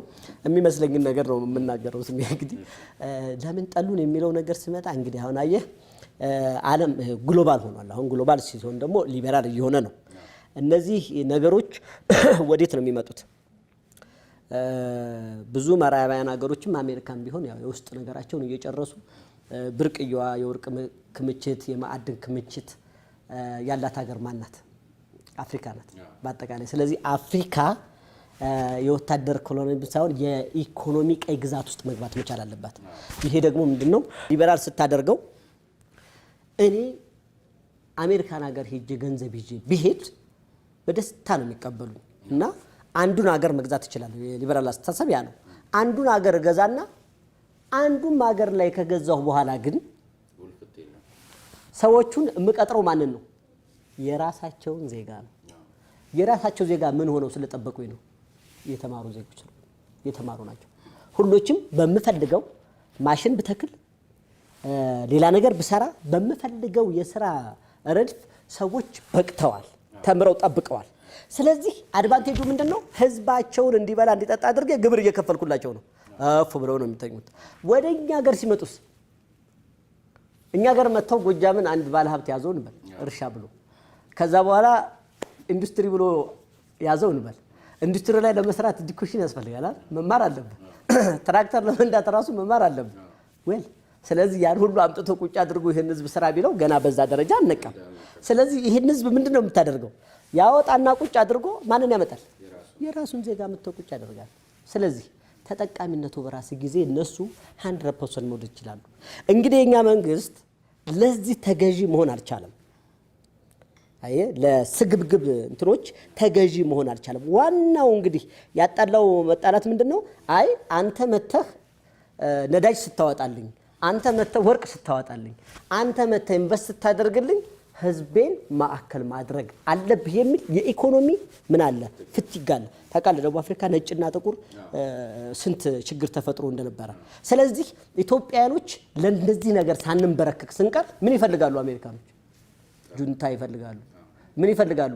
ሆዳም ይፈልጋሉ። ምን ይፈልጋሉ? የራሳቸው ቤተሰብና ራሳቸው ብቻ ካከበቱ ህዝብን የሚሸጥ ነገር ይፈልጋሉ። ያ ደግሞ የተመቻቸው ያኛው ነው። ስለዚህ ሰፖርት እያደረጉት ነው። ከዛ ውጭ ትግራይ ምን ሊያገኙ? ከዛ ውጭ የትግራይ ህዝብ ያጎታቸው ያክስታቸው ልጅ ነው ያው ኢትዮጵያ እኮ ነው። ስለዚህ የፖሊሲ ችግር ነው። አሁንም እኛ ማድረግ ያለብን ፓራላል ነው መሄድ ያለብን። ስልጣኔ እንፈልጋለን፣ አዎ። ልማት እንፈልጋለን፣ አዎ። ግን ገበሬያችን ተንሳፎ ገደል ገብቶ ነው የምንፈልገው? ነጋዴዎቻችን ከስራ ውጭ ወጥተው ነው የምንፈልገው የሚለው ግን የመንግስት ጥበቃ ያስፈልገዋል። ይህን የሚጠብቁ መንግስቶች ብዙ ጊዜ ይጎዳሉ። የጠላትን ሴራ ነውና አቅልሎና ሳንሶ ደጋግሞ በየማህበራዊ ሚዲያ ላይ የሚጽፉና የሚናገሩ አሉና ወገን አትታበይ ጠላት አይናቅም የሚል ብሂል አለ በአማራ ክልልና ቁንጫ እንኳን በአቅሟ ትጥቅ ታስፈታለችና በዚህ መንገድ ማየት አለብን ወይ? መናቅንም ማድነቅንም በልኩ አለማድረጋችን ወይም ደግሞ በልክ እያደረጉ የማይመለከቱ ሰዎች አሁንም ዋጋ እያስከፈሏት ስለሆነ ቺን ሀገር እነሱም ላይ አስተያየት ቢሰጡባቸውና ከድርጊታቸው የሚቆጠቡበት ነገር ወይም ዝም በማለት ሀገሪቷን ማገዝ ስለሚቻል በማያውቁት ነገር ገብቶ ከመፈትፈት ንቀህ መቀሌን የምትቆጣጠር ቢሆንና ንቀህ የሀገሪቱን ሰላም የምታስጠብቅ ቢሆን መናቅ መፍትሄ ሊሆን ይችላል። ንቀህ ግን እንደ ቅጠል ህዝብ የሚረግፍ ከሆነ ንቀህ ግን በመቶዎች ኪሎ ሜትር እየተገፋህ የምትመጣ ከሆነ ይህ አስተሳሰቡ ራሱ የንቀት ሳይሆን የቅዠት ነው። ቅዠት ነው። ንቀት ሳይሆን ቅዠት ነው። እኔ ጁንታን በምንም ታምር አልነቅም። ለምን መሰለህ የማንቀው? የናኩት ዕለት ተሸነፋለሁ። ጁንታ እጁ ረጅም ነው። አዲስ አበባ ብዙ እጅ አለው። አሜሪካ ብዙ እጅ አለው። እነዚህ እጆቹን ካልቆረጥኳቸው በስተቀር በራሱ መንፈስ ተደራጅቶ ተነስቶ ኢትዮጵያን የምታል ነገር ይገዝፋል የሚል ነገር ባይኖርም ከናከው ግን ምናልባትም የወር ሁኔታ ሊሆን ይችላል። መናቅ የሚባል ነገር ለሶስት ክፍለ ዘመን የሚሆነውን መከላከያ ሰራዊት አዛብቶ የበላን ኃይል ኢትዮጵያዊ አይደለሁም እኔ እያለ የሚዘምር ኃይል ኢትዮጵያ አይደለሁም እኮ ነው የሚለው። እኛ ኢትዮጵያዊ አይደለም ብሎ ከሚዘምር ኃይልና መናቅ የሚባል ይሄ ስትራቴጂክ ነው። ይሄ እንድትላላ ሆን ተብሎ ህዝቡ እንዳይነሳ ከሁሉም ክልሎች ይሄ ጁንታ ተይዞ ለፍርድ ሲቀርብ ከሁሉም ክልሎች ማለት ከአፋርም ከኦሮሚያም ከአማራም ከትግራይም ክልሎች መውጣት አለበት። ከትግራይም ክልል ወጥቶ ለህግ ሆኖ ይሄ አሸባሪ ህወሓት አሸባሪ ጁንታ የሚባለው ፈርሶ በምትኩ ሌላ መንግስት መጥቶ ከኢትዮጵያነት ጋር ታርቆ ሲጀምር ነው። ያኔ ነው ያንተ ድል። ያለቀው ቤትስ የተቃጠለው ሳትስ ያረዱት በሬስ አንድ ገበሬ ወሎና ጎንደር ጫፍ ላይ ካሁን በኋላ ላዝምት ብትል ወይም አንድ ወደ ሰፈሩ ልክተት ብትል ምን ላይ ነው የምትከተው? ድንኳን ላይ ነው የምትከተው? እና የፈረሰ ቤት ስላየህ ነው የምትደሰት? የፈረሰ ትምህርት ቤት ስላየህ ነው? እነሱ እኮ ኢትዮጵያ እንዳልሆኑ ትምህርት ቤት እያፈረሱ ክሊኒክ እያፈረሱ በሬውን እያረዱ ላሙን እያረዱ ለምን ነገ ሽጦ እንዳይበላው ዱቄቱን እየሰረቁ ሊጡን እየሰረቁ ጨውን እየሰረቁ ለምን የዕለት ምግብ እንኳን እንዳይኖረው የተረፉትን ደግሞ ላይ የተጸዳዱ እንደዚህ አይነት ከኢትዮጵያ ወጣ ያሉ እኔ እንደውም የሚመስለኝ እኔ አይዶን ነው እንደዚህ አይነት ኢትዮጵያዊም ካጂ ኢትዮጵያዊ ቢሆን እንኳን እንደዚህ አይነት አለ ብዬ አልገምትም። በዚህ ደረጃ ያሉ ሰዎች ናቸው። ስለዚህ ገና ነው ትግሉ፣ ገና ብዙ ነገር ነው የሚጠብቀው። ሁለተኛ ሰው ስራውን ትቶ ምኑን ትቶ ባገኘው ግጥም ትጥቁን ይዞ ገብቷል። እነዚህን ሰዎች ካባረረ በኋላ ይመለሳል። ሲመለስ ምንድን ነው የምታደርገው? ዛሬ ዋለልህን ውለታ ነገ ጧት ደግሞ በሌላ በጥሩ ነው የምትመልስለት ወይስ በመጥፎ? ይሄ ደግሞ ትልቅ ነገር ያስፈልገዋል።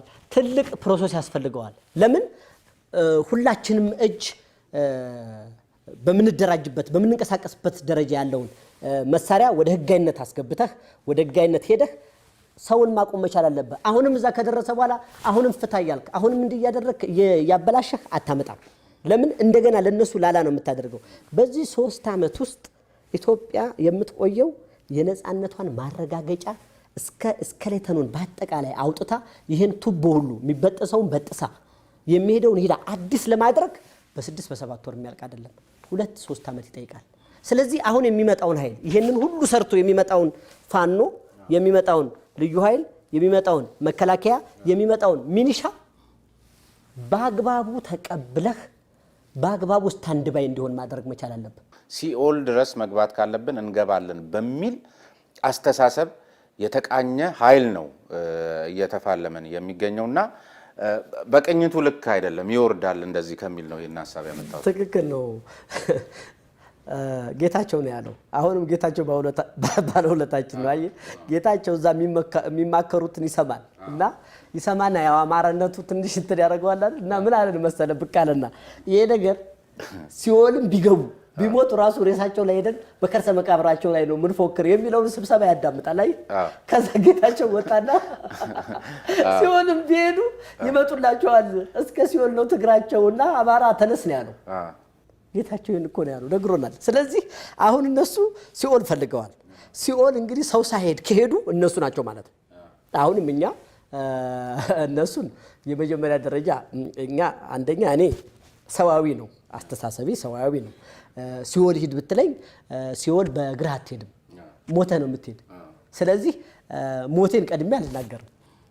ጌታቸው ግን ሞቱን ቀድሞ ነግሮናል። ሲኦልም ቢሆን ሲኦል ሄደን ማለት ሲኦል ለመሄድ ትራንስፖርት የለም መሞት ነው አይደለ? ስለዚህ ኦልሬዲ እንሞታለን፣ ሞተንም እንገናኛለን ነው። ከሞትክ በኋላ ደግሞ እንደ ስራ ነው የሚፈረድ።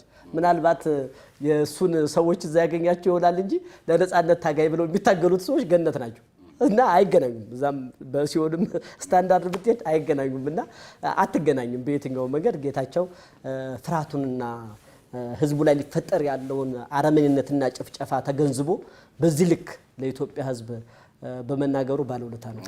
ሌላ ግን ካነሱት አይቀር አቶ ጌታቸውን እንትናም እኮ በጣም በተደጋጋሚ ነው የሚያነሳውትና ሰውም ይፈልጋል ሁልጊዜ ስታሊን ሲመጣ እርሱን ይዞ የሚመጣው ነገር አለውና ምን እንደሚሰማዎት ተመልካቹ ማወቅ ይፈልጋልና ያዩታል። እስቲ ዝም ብሎ የሆነ ነገር ስታሊን እኔ 1 2 3 ጊዜ አይቼዋለሁ። ስታሊን እኔ የማየው እንደ ሮቦት ነው።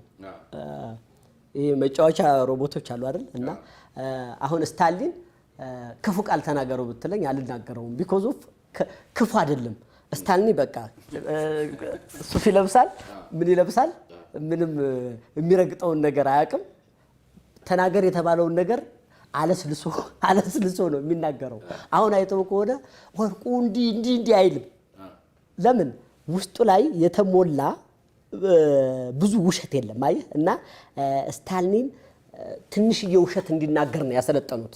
በቃ ትንሽዬ ውሸት፣ ትንሽ አጀንዳ ይዘው ትንሽዬ ውሸት እና ሳያስበው ደግሞ ወደ እንትን ይገባል፣ ወደ እውነቱ ይገባና ኧረ ባካችሁ የሚል የድመን አይነት ነገር ታይበታለና ስታሊን ብዙ አጀንዳ አድርጎ የሚያወራ ሰው ስነግድ መፍትሄ ልሰጥ ነው። ለምሳሌ ዘይት የኛ ዘይት ፋብሪካ ሳይመረቅ 1 ሊትር ዘይት 160 ብር ነበር።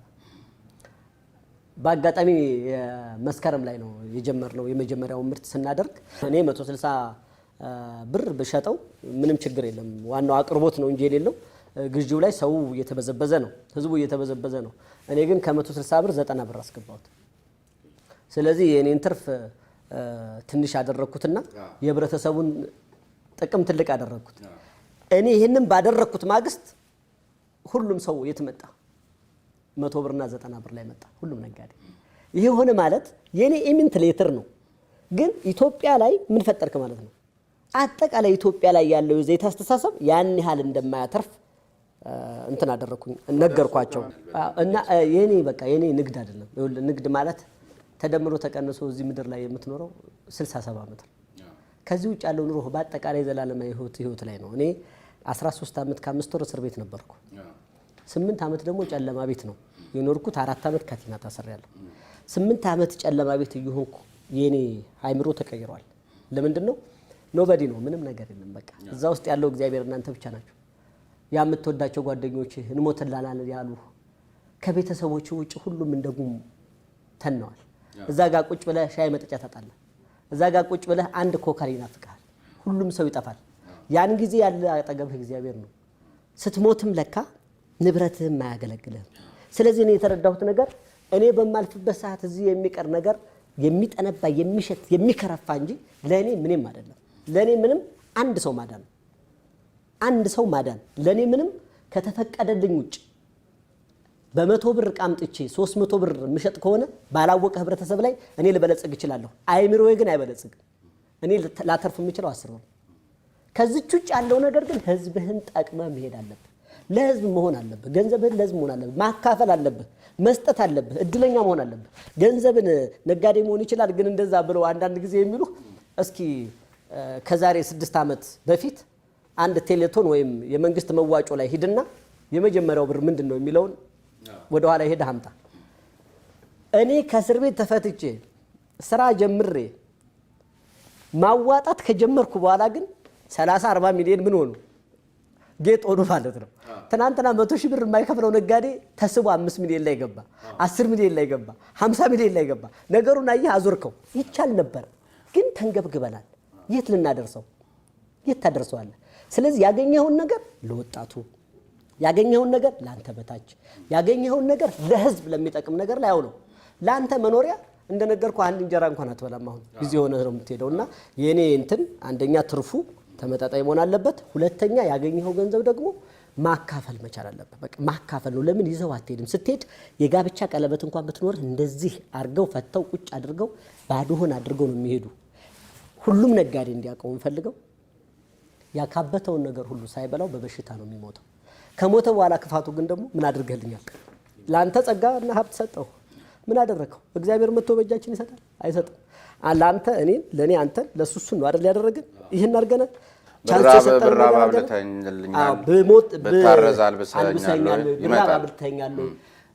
ብታስር ጠይቀኛለሁ። እሱን አይደለም ያለው፣ በሱ አምላክ የተፈጠረውን ሰው ነው። አየህ። ስለዚህ እኔ ደስ የሚለኝ አንድ ሰው አጠገቤ መጥቶ ወርቁ ተቸገርኩ ሲለኝ የምሰጠው ሳገኝ ነው። እግዚአብሔርን ለምንው ጊዜ የምሰጠው ነገር እንዳያሳጣኝ ነው። ባይዘው እንደ መስጠቴ የሌላቸው የዳዎች መጨረሻ ነበር መሆን ያለብኝ። ግን መስጠት ጸጋ ስለሆነ ሁሉ ጊዜ ይሰፋል። ሁሉ ጊዜ ማን ነው በዚህ ደረጃ ፋብሪካ ኢትዮጵያ ውስጥ ያቋቋመ? ያውም ከእስር ቤት ወጥቶ።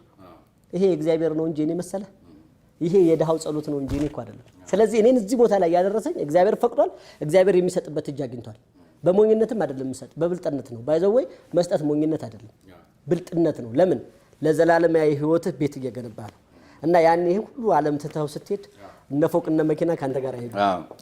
በዚሁ ካነሱት አይቀር ጠቅላይ ሚኒስትሩም እንግዲህ ወደዚህ በተለይ የዚህ WA የምግብ ዘይት ኮምፕሌክስ ምረቃ ስነ ስርዓት ላይ ከተናገሩት ውስጥ ጥቂቷ ሁላችንም ወቅቱ የሚጠይቀውን ጀግንነት ልንላበስ ይገባል የሚል በጣም አጽንኦት ሊሰጠው የሚገባ ይመስለኛል። በወቅቱ የዛሬ 7 ወር 8 ወር ይመስለኛል የልማት አርበኝነቱን መሰረት ያደረገ ነው። ግን ወቅቱ የሚጠይቀውን ጀግንነት ልንላበስ ይገባል የሚለው መልእክት በጣም ትርጉም ያለው ይመስለኛል። አሁን ደግሞ በሌላ አርበኝነት ዘመቻ ላይ ስመለከቱና እሳቸውም በአውደ ግንባር ተሳታፊ ሆኗል። ይህን ለእርሱ የነገሩት አካል እርሱም በተመሳሳይና ከእሳቸውም ወደ ግንባር መዝመት ጋር አያይዘው እዚህችም ላይ ትንሽ ነገር ምን መሰለህ የደብሌ ምርቃት ጊዜ ወቅቱ ያን የሚጠይቀው ኢኮኖሚውን ማሳደግ እና ሁሉም የሚጨፍርብን ድሃ በመሆናችን ስለሆነ እኛ ደግሞ ሀብት እጃችን ላይ ነው። አይናችን ነው ማየት ያልቻለው። 1 ሊትር ዘይት ስንት ብር ይመስላል? የሰሊጥ ዘይት 1 ሊትር ዓለም ገበያ ላይ ጉግል ብታደርግ ከ24 $ እስከ 50 እስከ 30 $ ይሄዳል። 1 ሊትር የሰሊጥ ዘይት 1 ሊትር ነዳጅስ 24 ብር ነው። 24 $ እና 24 ብር አይው 24 $ እና 50 ብር አይው። ስለዚህ ዓለምን በብዙ ሺህ % እኛ እንበልጣለን። ለምን? የሚበላ ኦርጋኒክ ነገር ማቅረብ ስለምንችል። ስለዚህ እኛ የተሰጠንን መክሊት መግለጥ አልቻለም። እኛ ግብርና ነው አየራችን የሚለው መሬታችን የሚለው አካባቢያችን የሚለው ግብርና ላይ ማዕከል ያደረገ ነገርን መስራት ነው። ስለዚህ ግብርናውን አጠንክረን አዘምነን ለዓለም ማቅረብ ስንችል ዶላርን በቀላሉ ሚት ማድረግ ይቻላል። የዶላር እጥረት አይደል የውጭ ንግድ ሂሳባችንን የሚያዛባብን። ስለዚህ እዛ ላይ መተን ደግሞ ራሳችንን ስንችል ወቅቱ የጠየቀው ዘይት እጥረት ለመፍታት ያ ነበር። ስለዚህ የኢትዮጵያ የንግድ አካሄድ እኮ ራሱ ይገርማል። ለዘይት ፋብሪካ መትከያ ብትጠይቅ ብር ላታገኝ ትችላለህ። ለዘይት ማምጫ ግን ብዙ ታገኛለህ። ኢንዶኔዥያና ማሌዥያ የዘይት ፖለቲካን አጡዘው ከዚህ ማዕቀፍ ውስጥ እንዳይወጡ ቀይ ግዛት ውስጥ ገብታለች ከምትባለው ሀገር አንዷ ኢትዮጵያ ናት። እና ያው በከፍተኛ ሁኔታ ፓልምን በማሰራጨት ነገር ላይ እንገኛለን። ያው ታችኛውን ህብረተሰብ ለመጥቀም መንግስት ከፍተኛ ድጎማም እያደረገ ማለት ነው። እና ዘይት ለሚገዙ ሳይሆን ዘይት ለሚከፍቱ ሰዎች ብዙ እርዳታ ማድረግ ቢቻል ማገዝ ቢቻል ኢኮኖሚውን ማንሳት ቢቻል፣ ስለዚህ እሱ ላይ የፖሊሲ ለውጥ ይመጣል ብዬ እጠብቃለሁ። አይ ሆፕ እየተጀመረም ነው ያለው። ጠቅላይ ሚኒስትራችን እንግዲህ ያን ያሉት ይሄንን ነው እና ወቅቱ በሚፈልገው ሲሉ ወቅቱ ደግሞ ተገልብጦ ምን መጣ? የነጻነት ጉዳይ መጣ። እዛም ላይ መገኘት መቻል አለብህ ማለት ነው። ያው ጠቅላይ ሚኒስትራችን እኛ እድለኛ ነን። ባይዘወይ አንዳንድ መንግስቶች አይተ ከሆነ መገለጫ አላቸው። የሰሜን ኮሪያውን ስታይ መገለጫ አለው። እኛ ሀገር በደርግ ጊዜ ስታይ መገለጫ አለው። በኃይለ ሥላሴ ጊዜ ብታይ መገለጫ አለው። በህወሓት ጊዜ ስታይ መገለጫ አለው አይደል? መንግስቱ አሁን መገለጫ በራሱ ሊያኮራ ይገባል። ህወሓት ብለህ ስትል የሚያስር የሚገል የሚያጭበረብር ብሔርተኛ የሆነ ምናምን ነው መገለጫው። ደርግ ብለህ ስትይ ደግሞ እርምጃ የሚወስድ ምናምን ትልና ምናምን ታደርጋለህ። ኃይለ ሥላሴም ስትል ይሄ ንጉሴ ቀና ምናምን ትላለህ። እዚህ ስትመጣ ግን መንግስት ብትል የሚፈራ የለም አይደል? መንግስት ብትል የሚፈራ የለም። ቤተ መንግስት ራሱ ሰው ወክ እያደረገ ነው የሚሄድ እና ጠቅላይ ሚኒስትራችን ይሄ የተጋነነውን አስተሳሰብ በቃ መንግስትም ይሁን ጠቅላይ ሚኒስትርም ይሁን ባለሀብትም ይሁን ምንም ይሁን ሰው ነው፣ ቅድሚያ እታች ላለው ነው ቅድሚያ መስጠት የሚለው ስታይ በቃ አረመናዊ ነገር መንግስታችን ላይ አታይ። ይሄ ተስፋ ይሰጣል ላይ ወደፊት ስትሄድ። በአንድ በኩል ግን ይጎደዋል ደግሞ ያው ከሳራ በታች ያሉ ሀገሮች ብዙ ጊዜ የዲሞክራሲውን ለመለማመድ ከፍተኛ ችግር ነው ያለው እና አሜሪካንም 400-500 ዓመት ዘምትማት ነው እንግዲህ ያ ሁሉ ዲሞክራሲ ተብሎ የሚገመተው እና እኛ ሀገርም የልቅቅ ያለ በጣም ዲሞክራሲ ለብዙ ህብረተሰብ ችግር ይሆናል እና ትንሽ በቃ ደስ የሚለኝ ነገር በቤተ መንግስት በእግር ወቅት ታደርጋለህ ያኔ እንዴ አታደርግም እና የማይደፈሩ ቦታዎች እንዲደፈሩ ሆኑ። ለምን? ሰዋዊ ናቸው እና ፈርሃ እግዚአብሔር ያላቸው መሪ ናቸው። ሁለተኛ ውሸታም መሪ አይደሉም፣ እውነታም ናቸው። እግዚአብሔር ረድቷቸው በአሁኑ ሰዓት ወደ ግንባር ሲወጡ ነፍሳቸውን ለኢትዮጵያ ህዝብ ለመስጠት ወጥተዋል። ከዚህ የበለጠ ማረጋገጫ የለም። ከዚህ የበለጠ ማረጋገጫ የትም አታገኙም። ቢሮአቸው ቁጭ ብለው ማዘዝ ይችላሉ። ካልተሰራ በአንድ ደብዳቤ እያነሱ ሰውን መቀያየር ይችላሉ። ኖ ያ ግን መፍትሄ አይደለም። መፍትሄው ለምንድን ነው የተገፋ ነው? ምንድን ነው የተፈጠረው?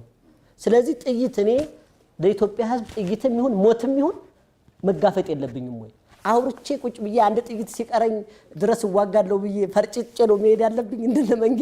ወይስ ልክ መንጌ እንደቀረበለት የምዕራባውያኖች ፖለቲካ ደረሱ መጡ እዚህ ምናምን ተብሎ ካኔ ማጅን ጠቅላይ ሚኒስተሩ ከቢሮአቸው የወጡ እኮ ደብረ ብርሃን ሲደርሱ ነው። ሰው ደብረ ብርሃን ሲደርሱ የት ነው የሚሄደው? እንግዲህ ላጣን ነገር ብዙ ባለሀብት ሀገሩን ለቆ ሄዶ አለ የተባለው ሁሉ ከሄደ በኋላ ነው እኮ ይሄዱት። የደህንነት ኃላፊው አቶ ተመስገን ጥሩነህ ተቀላቅለው ይሄዱት አብረው ያያቸው ኮር አመራሮች አገሪቱን ወጥረው ይሄዱበት ነገር ነው። እነዚህ አመራሮች አሁንም መስዋዕትነት ከፍለዋል። ምክትል ጠቅላይ ሚኒስትሩ አገሪቱን እየመሩ ካኔ ማጂድ ዲፕሎማሲውን እየመሩ ፊት ለፊት ቁጭ አሉ። ጠቅላይ ሚኒስትሩ ወደ ጦርነት ገቡ። የደህንነት አብሉ ወደ ጦርነት ገቡ። ሁሉም ወደ ጦርነት ገባ። አሳየ። ከዚህ የበለጠ ምኒልክ ወይም ሌላ የሀገራችን ነፃነታችን ኢትዮጵያነታችን የምንለው እኮ መሪዎች በፈረሳቸው ህዝብህ አመልህን በጉያ ስንቅህን ደግሞ በአህያ ጭነህ ተከተለኝ ብትቀር ማርያምን አልማለድህም ነው አይደል ያሉት። የኛ ጠቅላይ ሚኒስትር ደግሞ እየወጣሁ ነው ለነፃነታችሁ ተከተሉኝ ብለው ሄዱ። አየህ በስንት ዓመት ዘመን ላይ ታሪክ ራሱን ደገመ። ጦርነቱ በሸዋ በኩልም ነው ደግሞ የተደገመው። አይ ስለዚህ ጠቅላይ ሚኒስትሩ ጥሩ እድል አግኝተዋል። ህዝቡ እስከ መጨረሻው እንዲያምናቸው ህወሓት የፖለቲከችው ፖለቲካ ሌላ ነገር ለማስመሰል ያደረገችው ስራ ዜሮ እንደሆነ ማሳያ ውጤት ሆኗል እና ሁሉም አመራሮች ግንባር ላይ መገኘታቸው በጣም እንትን አድርጎኛል። የክልል አመራሮች ብታይ የአማራ ክልል ፕሬዝዳንት ግንባር ናቸው። ከዚህ በፊት የአማራ ክልል ፕሬዝዳንት የነበሩት አቶ አገኘሁ ተሻገር ጎንደር እዛው ፊት ለፊቱ ነው የሚገኙት። ሚኒስተር ብለህ የምትላቸው አጠቃላይ የአማራ ሚኒስትሮች ሆነ የሌሎች ሚኒስትሮች የኦሮሚያ ሚኒስትሮች በየግንባሩ ጫፍ ናቸው። ሁልጊዜ የማገኛቸው እነሱን ነው። ይገርመኛል እና መንግስት የከፈለው መስዋዕትነት ለህዝቡ ትልቅ ነው። ስሜ ነባይ ፈርስ ነኝ። እንግዲህ ባሉበት ቦታ ተገኝቼ ይህንን ቃለ ምልልስ ለመስጠት ፈቃዳቸው መልካም ፈቃዳቸው ስለሆነ በእናንተ በተመልካቾች ስም አቶ ወርቁ አይተነውንም ከልብ ነው የማመሰግነው። አመሰግናለሁ። በሌላ እንግዳ በሌላ ርዕሰ ጉዳይ ሌላ ጊዜ እንገናኛለን። ለዛሬው ቻው።